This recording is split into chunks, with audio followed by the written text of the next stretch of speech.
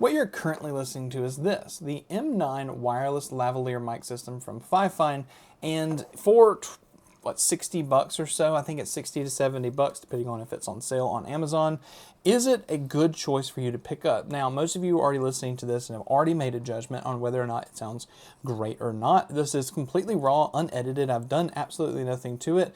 My air conditioner's off. This room is pretty quiet, and there's a couple fans on. Obviously, I got my PC over here. There's a fan behind the camera, actually cooling the camera down. But anyway, that's kind of what we're looking at. Do you like the sound of this? And as someone who owns the more expensive ones, like the Rode Wireless Go 2, as well as the DJI Mic 2, is it something that I would recommend you pick up for your money? For full transparency, FIFINE actually sent this over for review. No money changed hands. They're not seeing this before it goes live. And yeah, that's kind of how it is. That being said, I did use this multiple times. Actually, I just got back from TwitchCon like 3 days ago, and had a great time. It was wonderful. It was fantastic. But I used this on multiple interviews, and I'll show you some clips of those while I'm there and just let you hear what it's like in kind of a noisy environment to see if it's something that you would like to use if you're going to use it for interviews. That being said, as I was using it, I didn't have much issue. Everything seemed fine. But yeah, I do want to talk to you about one case that might make it to where you don't buy it, specifically because something that happened to me. But let's talk about what comes in the box. Inside the box, you do get a charging case, and because I am using it, the charging case currently is empty. But what you can see is there's a place to put the transmitter, there's a place to, well, the two transmitters and the receiver. The receiver looks like this. I'm pulling it down because it's plugged into my camera, but you can see it right here. It has a little, there's no LCD or anything like that. It's just blinky screens. You can do mono and stereo, and it says they go for up to 100 feet that they support for you to be able to have kind of, you know, distant stuff, but I never do that kind of content. I don't need to be 100 feet away from my camera, especially because I don't want someone stealing my camera. But anyway, that's kind of how that works. But it does come with a charging case. You get 5 to 6 hours on each piece. And I will say that that works because I literally left one on me all day and checked it later and it was still working. So the charging case does allow it to completely recharge up. It is kind of on the bigger side of a charging case, but it is smaller than some. But it does work.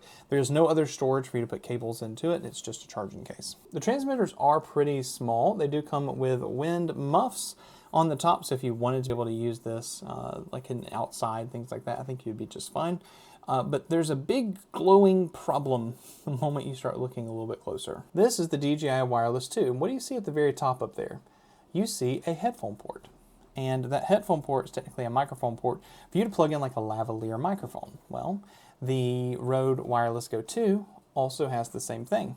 Now, granted, these are like 200 bucks for a single piece system, and this one's 60 bucks. But knowing that, this doesn't have a place for me to plug in a lavalier microphone. It's just the receiver, so you can't upgrade the audio on this in any way or just be able to take care or just kind of use what's there.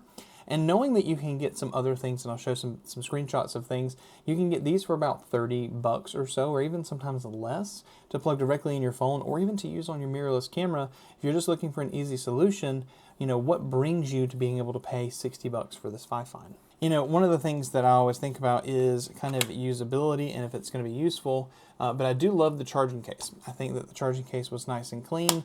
It's always on unless you turn off the individual piece, or like the individual receiver or something. It charges, you pull it out, it's working. I think that that's really sleek.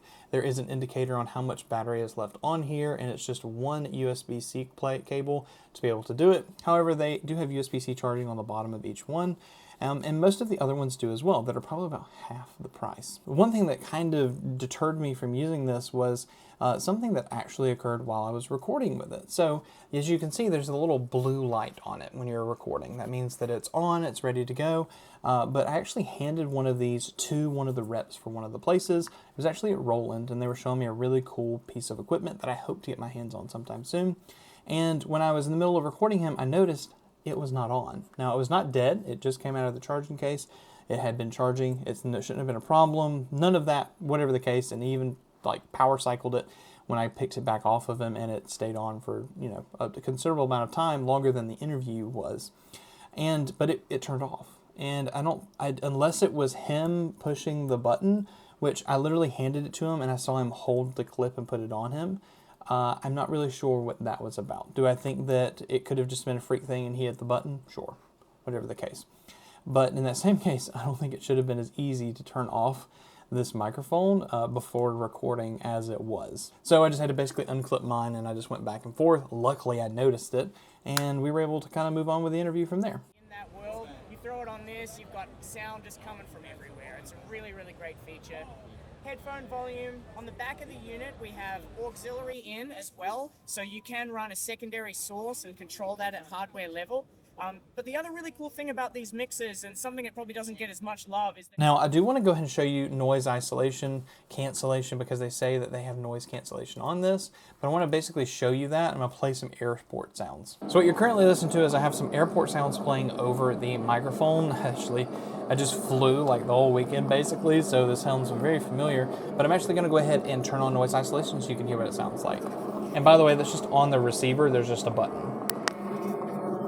When you turn it on, there's a little white light, and you're currently hearing the noise isolation for it to hopefully grab my voice. Let me know what your thoughts are on what this sounds like, and we'll kind of talk about it here in a moment. So personally, I'm not a huge fan of the noise isolation, and in that same case, I know I'm editing in post, so I usually never turn that on because I can probably pull it out of post easier than what I'm trying to fix with what happens on the device. However, if you're live streaming and in the moment, you got to use what you got to use, right? So to wrap all this up, do I recommend the FIFINE M9 wireless lavalier system for 60 bucks? Sure. Go ahead. If you like FIFINE, if you like this product, if you like the way this sounds, grab it. But just know that there are options that are cheaper on the market, especially because they don't have a microphone port to do lapels, or just for a little bit more, you can actually get the Hollyland mics that actually, some of them record local, some don't. You have to make sure you look at what product SKU you're looking at. They record local to the device. They're a little smaller. They don't actually have a headphone port, or some of them do.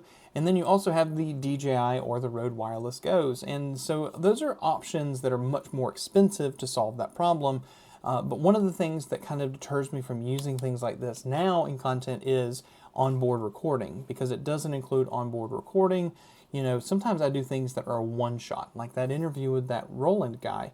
That's a one-shot interview. I can't fly back and recreate that. And if that audio was messed up or scuffed, or there was wireless interference or something like that, I kind of lose that for forever. So when it comes to using a wireless system, sometimes I'm not a huge fan of it just because can be issues, but sometimes it's also hugely beneficial, especially if you want to mic someone with a lavalier and you don't want to have to run a cable all the way over there. You know, these things like the DJI Mic 2, small, compact, 32-bit recording, local. You can throw a lav in it, put it in their pocket, and even if they, you know, it records direct to camera, but if there's a problem, it will record to the device. That's huge. And for, you know, client work and things like that, I will always gravitate towards something like this over something like this.